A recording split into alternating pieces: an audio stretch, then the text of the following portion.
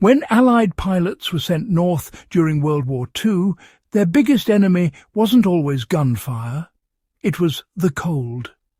The Arctic routes from North America to Europe were vital for delivering aircraft and supplies, but they ran straight through some of the harshest, most unforgiving environments on Earth.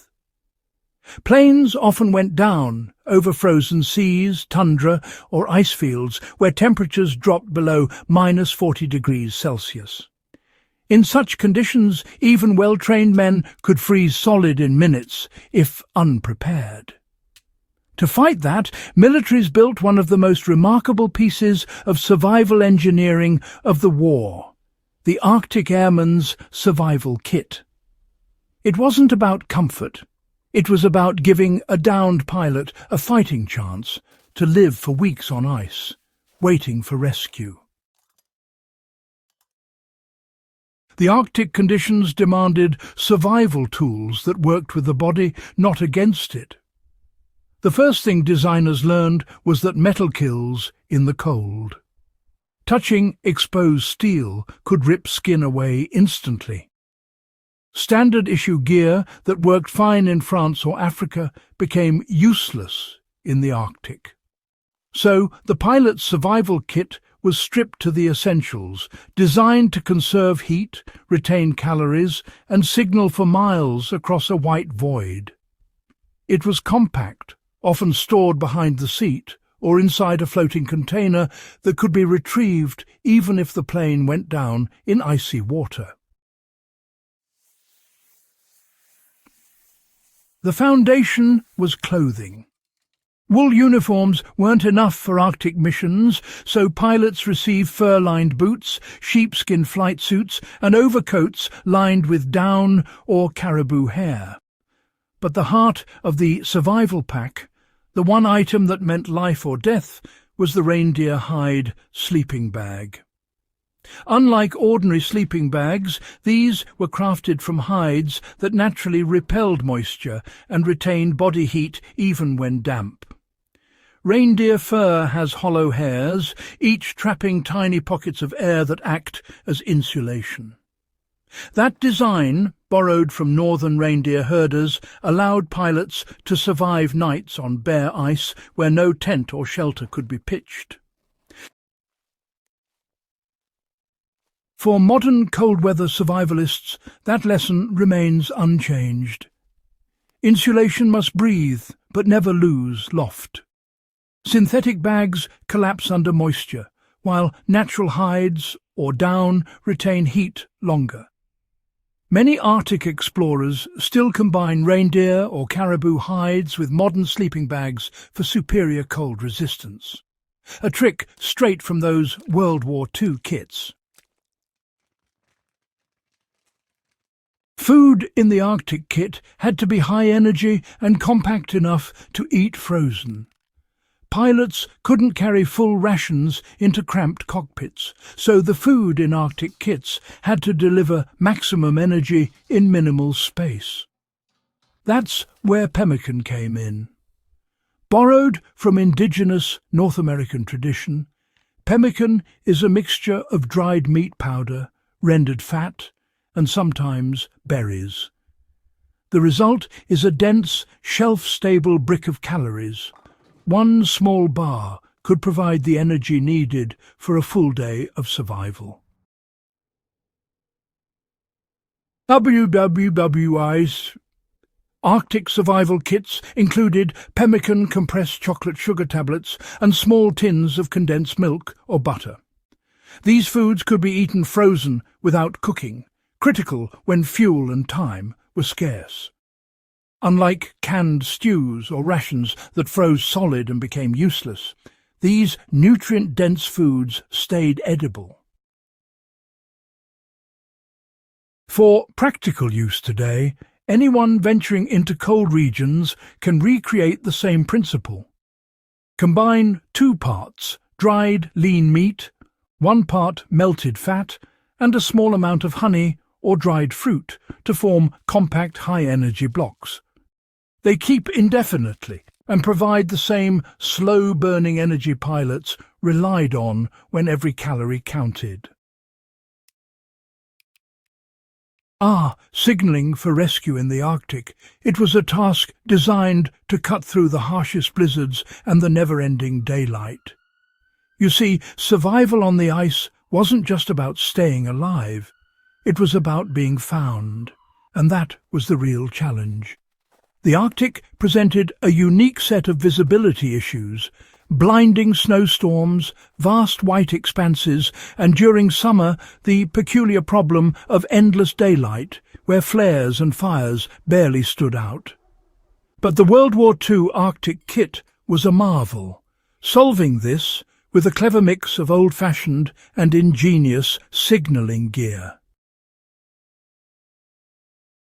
Now, every pilot had a flare pistol, usually a modified Webley or Leuchtpistole, capable of firing coloured flares that were visible through fog or over those daunting ice ridges.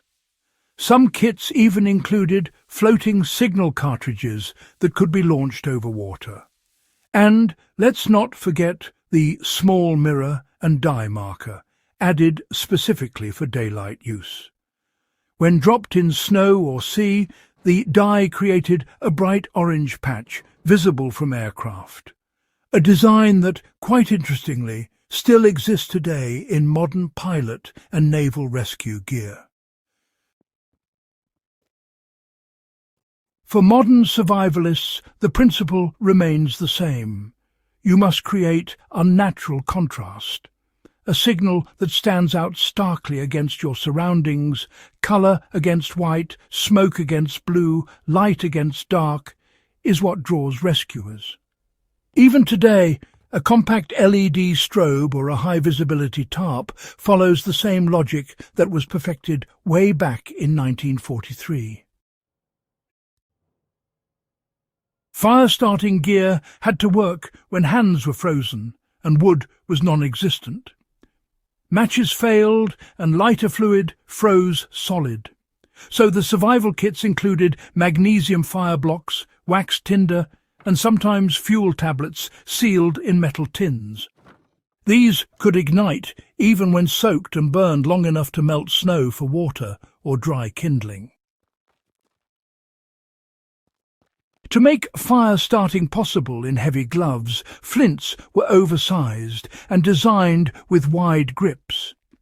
The magnesium could be shaved with a knife and sparked easily, giving instant flame even in howling winds. Some Canadian-issued kits added a small alcohol stove that doubled as a hand warmer. The kind of multi-use design that modern survivalists still chase today.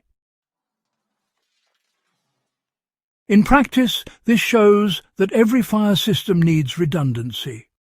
Pilots had magnesium, waxed cotton, and alcohol. 3 fuels for one goal. The lesson is clear. Never rely on a single ignition source. Oxygen candles and compact first aid gear, well, they bridge the gap between air and endurance. In extreme cold, breathing equipment was often included for emergencies. Soviet and Allied Arctic pilots carried these small oxygen candles, chemical canisters that released oxygen when ignited. They were originally developed for high-altitude flight, but they doubled as survival aids when men were trapped in snowdrifts or in closed cockpits after a crash. Alongside them were these minimalist first aid kits: morphine syrettes, sulfur powder for infection, and iodine ampules to sterilize melted snow water. While oxygen candles are honestly quite rare today, their modern equivalent exists in portable oxygen bottles or chemical scrubbers used in confined survival shelters. The same concept really applies to vehicle preppers, ensuring breathable air when trapped in enclosed freezing environments. The Arctic Airman's kit was a fusion of indigenous wisdom and wartime engineering. Every tool in the Second World War Arctic survival kit was born from centuries of adaptation. The reindeer hide came from Sami herders. The pemmican came from indigenous American hunters. The signalling flares evolved from naval distress gear. Together, these traditions merged into a system capable of keeping a downed pilot alive in total isolation for up to 3 weeks. A feat that no standard-issue kit elsewhere could achieve. In modern survival circles, this kit still stands as one of history's most efficient designs. It showed that survival in extreme environments isn't about carrying more gear. It's about carrying the right gear, designed with biology, climate, and human limitation in mind. The men who lived through Arctic crashes didn't survive through luck. They survived through engineering that respected nature's rules. So, the next time survival is discussed as a matter of gadgets and lists, remember those frozen pilots who made it home wrapped in reindeer hides, eating pemmican by the light of a flare pistol. They proved that survival is about knowledge, preparation, and simplicity. If you value deep historical insights like this, the kind that connect past ingenuity to modern resilience, subscribe to Backyard Wisdom. Share this with others who respect the old ways of staying alive and keep these forgotten survival lessons from fading into the cold.